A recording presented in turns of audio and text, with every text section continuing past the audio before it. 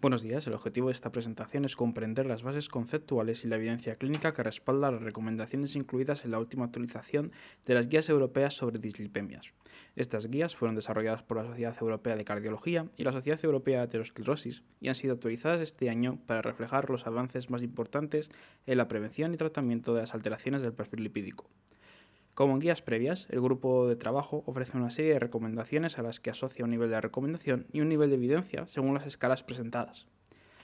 El grupo de trabajo de la guía inicia justificando la actualización, ya que desde 2019 se han publicado alrededor de 9 estudios de gran impacto que han condicionado cambios significativos en las recomendaciones de diferentes grados, incluyendo un grado 1, 2A y 3. Por lo tanto, avances cruciales en la evidencia clínica y que se han de reconocer para garantizar que nuestra práctica médica habitual se basa en la mejor información disponible. Además, desde el 2019 se han publicado aproximadamente 32.000 artículos nuevos relacionados con la epidemiología, fisiopatología y manejo de las dislipemias. Respecto a la estimación del riesgo cardiovascular, la guía matiza que el colesterol LDL no es solo un factor de riesgo, sino una causa directa en el desarrollo de la enfermedad cardiovascular aterosclerótica, pues es la acumulación progresiva de LDL y otras lipoproteínas ApoB en la pared arterial los desencadenantes de la inflamación, formación y evolución de la placa ateromatosa. Además, existe una relación directa y proporcional entre la reducción del colesterol LDL y el descenso del riesgo cardiovascular, ya que por cada disminución de 1 milimol litro en LDL se logra una reducción relativa del 20% del riesgo de enfermedad cardiovascular aterosclerótica, con un mayor beneficio absoluto en quienes tienen mayor riesgo basal. También el grupo de trabajo resalta que la enfermedad aterosclerótica es relevante no solo como causa de mortalidad, sino como comorbilidad en numerosos pacientes. Por ello, la guía recomienda el uso de herramientas como el SCORE-2, SCORE-2-OP, según la población, para calcular el riesgo cardiovascular a 10 años. Finalmente, se reconoce el riesgo cardiovascular como un continuum y que los puntos de corte que usamos son arbitrarios y definidos fundamentalmente a partir del beneficio demostrado en ensayos clínicos. Posteriormente, la guía explica las diferencias clave y limitaciones de los modelos SCORE-2, SCORE-2-OP respecto al score original en la predicción de riesgo cardiovascular. Así pues, el SCORE-2 y el SCORE-2-OP se diferencian por utilizar el colesterol no HDL, predecir riesgo de eventos cardiovasculares fatales y no fatales hasta edades avanzadas, como los 89 años, y calibrarse en función de la mortalidad cardiovascular nacional, clasificando los países europeos en 4 clústeres de riesgo, siendo bajo, moderado, alto y muy alto riesgo, lo que permite una estimación más realista y contextualizada del riesgo en la población europea actual. Sin embargo, matizan que estos modelos no deben aplicarse en pacientes con enfermedad aterosclerótica ya establecida ni en quienes están recibiendo un tratamiento hipolipemiante. Aparte, recomiendan que el score 2DM se utilice para pacientes con diabetes mellitus tipo 2 como herramienta específica de predicción de eventos cardiovasculares. Finalmente, reconocen que estos algoritmos solo estiman el riesgo a partir de 10 años y en grupos de edad. Por lo tanto, no permiten una individualización total del manejo de la dislipemia, donde el contexto clínico, además de otras variables no integradas en la herramienta, mantienen todavía un rol muy significativo. En este sentido, el grupo de trabajo recomienda utilizar SCORE-2 en personas aparentemente sanas menores de 70 años sin enfermedad aterosclerótica establecida ni otras condiciones como diabetes o enfermedad renal para estimar el riesgo de eventos cardiovasculares fatales y no fatales a 10 años, y para mayores de 70 años se aconseja utilizar SCORE-2-OP manteniendo las mismas restricciones con nivel de recomendación 1 y nivel de evidencia B. En cuanto a la terapia hipolipemiante, recomiendan iniciar tratamiento en prevención primaria en personas con muy alto riesgo y un LDL superior a 70 mg por decilitro o riesgo alto y un LDL superior a 100 mg por decilitro con un grado 1 de recomendación y nivel de evidencia A. En otras situaciones de riesgo o valores de LDL intermedios se debe considerar la terapia farmacológica después de optimizar medidas no farmacológicas. Respecto a los modificadores de riesgo, más allá de las estimaciones basadas en las escalas SCORE-2 y SCORE-2-OP, reconocen la carga de placa carotidia y femoral como un modificador clave, sobre todo en pacientes con riesgo bajo o moderado, ayudando a identificar a la población que podría tener un riesgo mayor del inicialmente estimado. Aparte, indican que un CAC score superior a 300 o la presencia de aterosclerosis subclínica pueden indicar un riesgo cardiovascular comparable o incluso superior al de pacientes con enfermedad aterosclerótica manifiesta. Además, la presencia de placa coronaria significativa se ha asociado con un aumento de riesgo de infarto agudo de miocardio, lo que enfatiza la importancia de las técnicas de imagen en la estratificación del riesgo cardiovascular. De esta forma, objetivar lesiones coronarias significativas a través de coronariografía por TAC implica una reclasificación del paciente como portador de muy alto riesgo. Por último, aportan una serie de condiciones clínicas, demográficas y biomarcadores que también deben ser tenidos en cuenta como modificadores de riesgo, incluyendo antecedentes familiares precoces, etnias de alto riesgo, infecciones crónicas, trastornos psiquiátricos, obesidad, inactividad física, biomarcadores inflamatorios y biomarcadores lipídicos.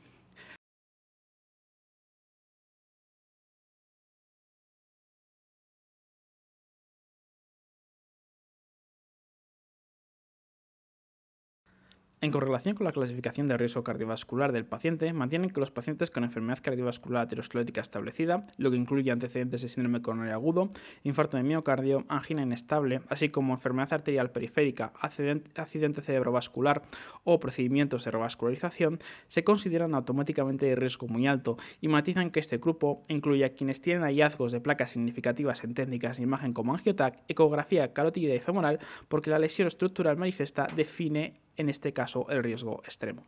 En el caso de la diabetes mellitus, el riesgo se estratifica según el daño a órgano diana y duración. Así pues, una persona con diabetes y afectación de órganos como albuminuria, retinopatía y neuropatía o diabetes tipo 1 de más de 20 años se encuadra en un riesgo muy alto, mientras que los pacientes diabéticos sin lesión de órgano diana pero con más de 10 años de evolución o aquellos con al menos otro factor de riesgo importante se sitúan en riesgo alto. Y una persona joven con diabetes tipo 1 menor a 35 años o diabetes tipo 2 menor de 50 años o menos de 10 años de evolución sin otros factores de riesgo cardiovascular asociados se encontraría en un riesgo moderado. Aparte, la enfermedad renal crónica, aquellos individuos con filtrado glomerular menor a 30 mililitros minuto entran en un grupo muy alto y un filtrado entre 30 y 59 mililitros minutos entran en un riesgo alto. En correlación con la dislipemia familiar, el riesgo fluctúa también según la coexistencia de factores, pues si la hipercolesterolemia familiar se asocia a otro factor mayor, como antecedentes familiares de enfermedad cardiovascular prematura, se cataloga el riesgo muy alto, aunque sin otros factores asociados generalmente se trata como riesgo alto. Finalmente, la novedad es que toda persona con riesgo calculado SCORE2 o SCORE2-OP mayor al 20% se clasifica como riesgo muy alto, entre un 10 a 20% como un riesgo alto, entre un 2 a un 10% como riesgo moderado y menos del 2% como un riesgo bajo, independientemente de la patología base, salvo las situaciones clínicas anteriormente comentadas. De esta forma, el grupo de trabajo da una serie de recomendaciones a seguir según el nivel de LDL y el riesgo cardiovascular respecto a estrategias hipolipemiantes. También se indican objetivos de LDL por debajo de 40 mg decilitro en riesgo extremo, debajo de 55 mg decilitro en riesgo muy alto, debajo de 70 mg decilitro en riesgo alto y debajo de 100 mg decilitro en riesgo moderado. Además, para aquellos individuos de bajo riesgo, se indica un objetivo de LDL por debajo de 116 mg decilitro.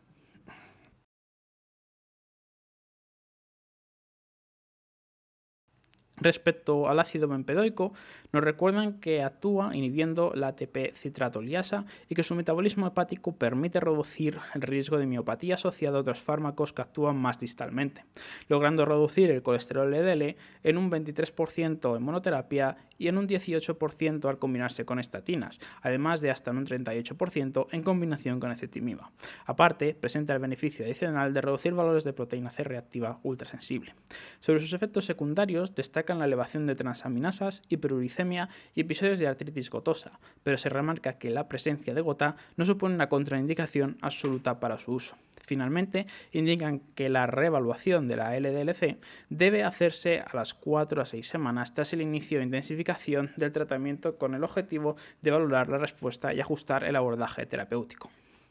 El grupo de trabajo hace mención al estudio Clear Outcomes, que evaluó el ácido bempedoico en pacientes intolerantes a estatinas y con alto riesgo cardiovascular. En este estudio se incluyeron a 13.970 pacientes con riesgo elevado de enfermedad cardiovascular aterosclerótica o bien con riesgo incrementado de desarrollarla, todos ellos con un LDL superior a 100 mg por decilitro y con documentada intolerancia a estatinas. El diseño fue un ensayo clínico aleatorizado en el que el ácido bempedoico se comparó frente a placebo con un seguimiento de 40 meses. El objetivo primario fue la reducción de riesgo de eventos cardiovasculares mayores. De esta forma, el ácido bempedoico logró una reducción significativa en la incidencia acumulada de MACES, siendo del 11,7% frente al 13,3% en el grupo placebo, con un hazard ratio de 0,87. En cuanto a los objetivos secundarios, se analizaron tanto los componentes individuales del MACE4 como la reintervención coronaria, la mortalidad por todas las causas y la mortalidad cardiovascular, evidenciándose una reducción significativa de los niveles de LDL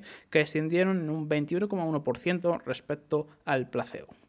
Respecto a la seguridad y tolerabilidad del fármaco, los efectos adversos incluyeron hiperuricemia en un 10,9%, gota en un 3,1% y colelitiasis en un 2,2%, siendo valores superiores a los observados en el grupo placebo de un 5,6%, 2,1% y 1,2% respectivamente, lo que hay que tener en cuenta al individualizar la terapia.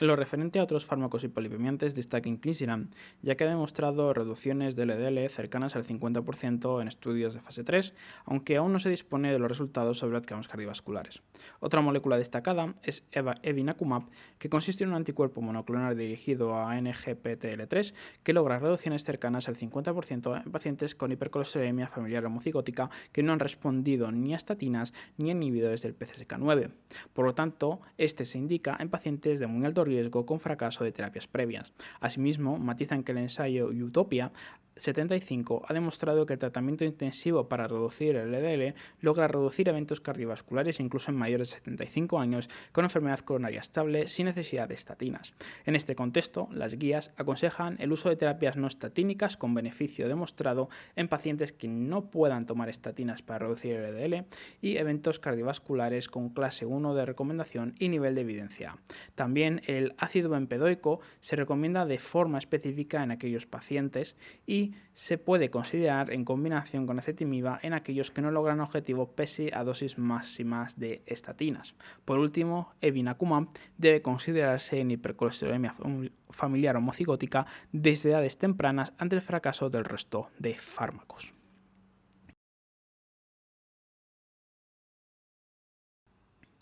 El grupo de trabajo da a conocer conceptos clave para el manejo de la dislipemia tras el síndrome coronario agudo, enfatizando que cuanto antes logremos una reducción del LDL, mejor, y cuanto más bajo sea, mejor.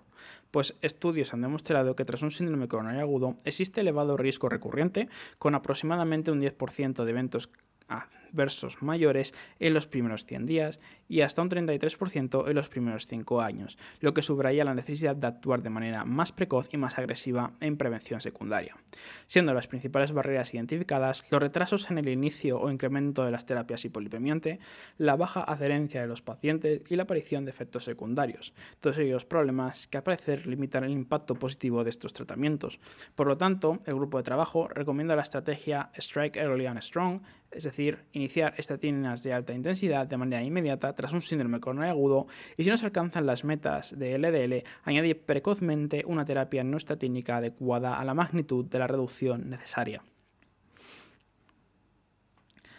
Posteriormente señalan que la intensificación del tratamiento debe realizarse en todos los pacientes que estuvieran recibiendo alguna terapia hipolipemiante antes del ingreso para extender aún más los niveles de LDL con clase 1 de recomendación, aunque con nivel de evidencia C. Respaldan que iniciar precozmente la combinación de estatinas de alta intensidad y ezetimiba entre los 10 primeros días permite una reducción adicional de LDL y una disminución de los eventos cardiovasculares, lo que está especialmente indicado en pacientes no tratados previamente o en quienes se estima que no llegarán a la meta solo con estatinas. personas. Además, señalan que los estudios con anti-PCSK9, como los ensayos Huygens y Pacman-MI, han demostrado que su uso mejora la composición y el tamaño de la placa aterosclerótica, aportando beneficios potenciales para la prevención secundaria más allá del mero descenso LDL, y que los registros con estatinas de alta intensidad, como el Sweetheart Registry, demuestran que pacientes con un descenso temprano y mantenido de LDL tras el síndrome coronario agudo se asocian a menor riesgo cardiovascular y que son estrategias seguras. Aparte, el EVOLVE-MI,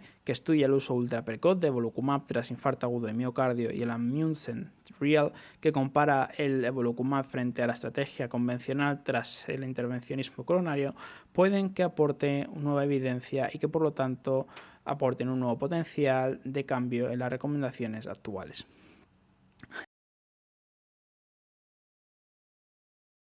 En lo referente a la lipoproteína A y su relevancia en la estratificación del riesgo cardiovascular, señalan que niveles elevados de LPA guardan una correlación causal y continua con un mayor riesgo de enfermedad cardiovascular aterosclerótica y de estenosis aórtica, constituyéndose un marcador importante del riesgo residual. Además, su concentración depende mayoritariamente del trasfondo genético, ya que está altamente ligada a variantes hereditarias en más del 90% de los casos, siendo la lipoproteína más estrechamente vinculada a la predisposición genética cardiovascular del paciente. También destacan el carácter patogénico de la lipoproteína al observar que su riesgo correlativo superior partícula a partícula al atribuido al colesterol LDL y que se ha documentado un incremento significativo de eventos cardiovasculares en personas con valores superiores a 50 mg decilitro, aunque incluso con concentraciones superiores a 30 mg decilitro ya se detecta un aumento del riesgo frente a valores normales. A pesar de este impacto, la inclusión de la lipoproteína A aparenta no mejorar el valor predictivo de las escalas SCORE-2 y SCORE-2-OP, por lo que su utilidad clínica reside más en el reconocimiento de perfiles de especial riesgo y en la identificación de candidatos a estrategias intensivas de prevención. Por el momento, no existe evidencia contundente de que la reducción de lipoproteína disminuya el riesgo cardiovascular, aunque se han ido desarrollando terapias dirigidas, como los SIRNAS y oligonucleótidos antisensido, que podrían modificar este paradigma. En este contexto, la Task Force recomienda realizar una medición de lipoproteína A al menos una vez en la vida, prestando especial atención a 3 escenarios: pacientes jóvenes con hipercolesterolemia familiar, enfermedad cardiovascular aterosclerótica prematura o antecedentes familiares relevantes, situaciones de riesgo cardiovascular moderado, especialmente cuando la decisión terapéutica depende de precisión adicional, y en mujeres tras la menopausia, cuando los niveles de lipoproteína previos eran limítrofes, dada una posible variación hormonal. Dado que aún no existen terapias dirigidas aprobadas para reducir la lipoproteína A, aconsejan intensificar el manejo de los factores de riesgo clásicos y optimizar el control de LDL, además de que en estos casos es importante recordar que las estatinas no van a disminuir los niveles de lipoproteína A e incluso pueden elevarlos levemente. Por lo tanto, se han de monitorizar adecuadamente pacientes de especial riesgo.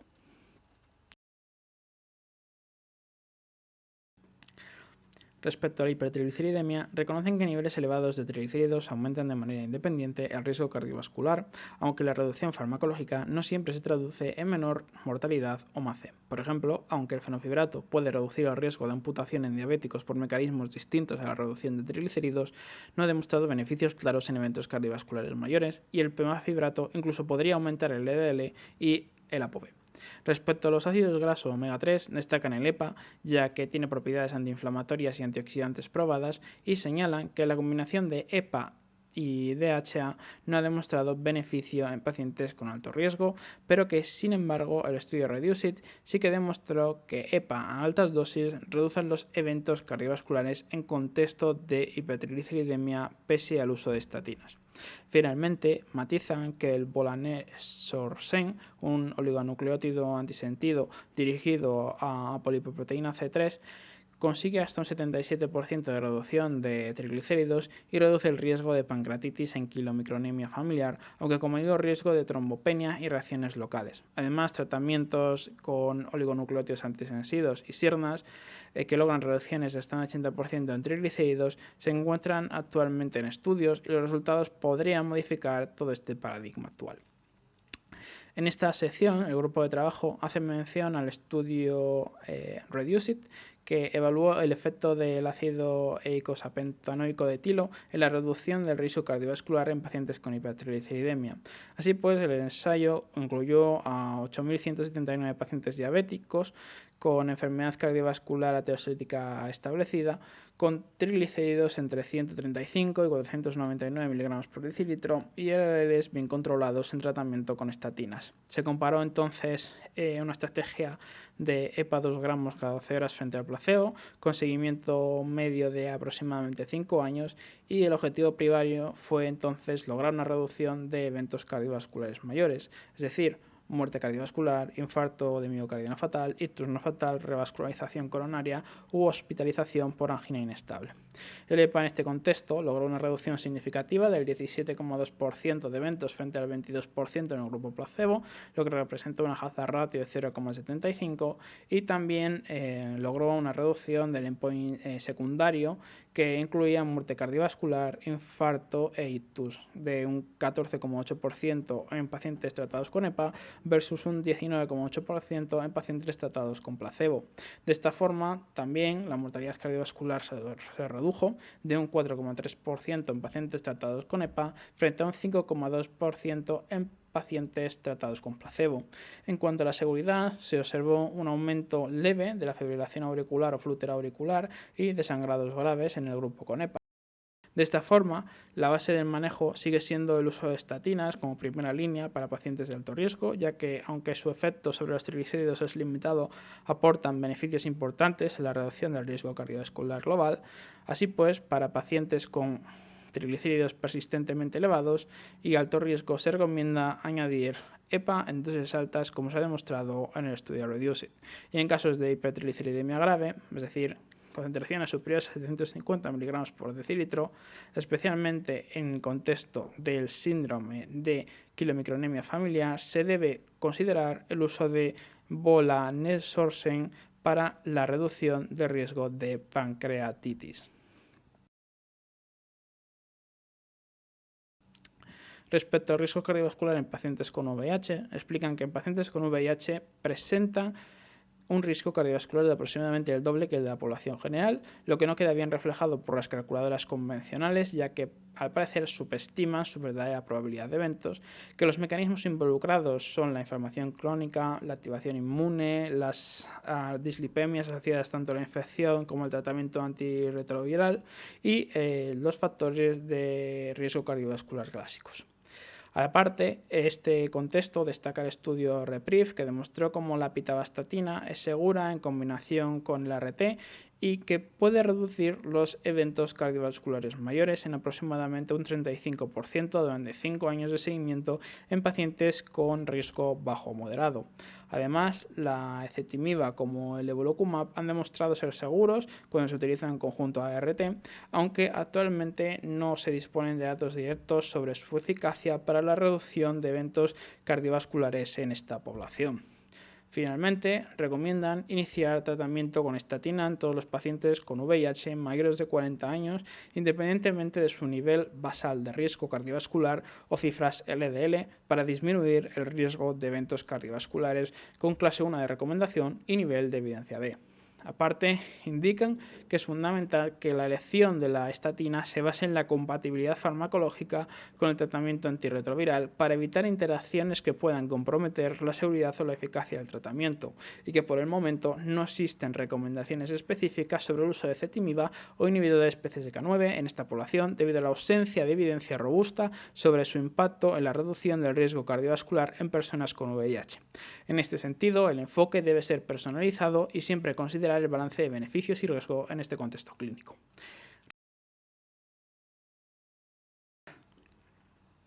Respecto al manejo de la toxicidad cardíaca asociada a quimioterapia con antraciclinas y el papel de las estatinas en su prevención, explican que la quimioterapia con antraciclinas se vincula a insuficiencia cardíaca en hasta el 20% de los pacientes y que este riesgo aumenta proporcionalmente con la dosis recibida a largo tiempo. Así pues, el estudio STOP-CA demostró que la administración de atorvastatina diaria durante un año en pacientes con linfoma tratados con antraciclinas reduce significativamente el deterioro de la fracción de eyección ventricular izquierda, pasando del 22% en el grupo control a solo el 9% en el grupo tratado. Como resultado, las guías recomiendan con un grado 2A considerar el uso de estatinas en adultos con alto o muy alto riesgo de cardiotoxicidad por antraciclinas para disminuir la incidencia de disfunción cardíaca secundaria.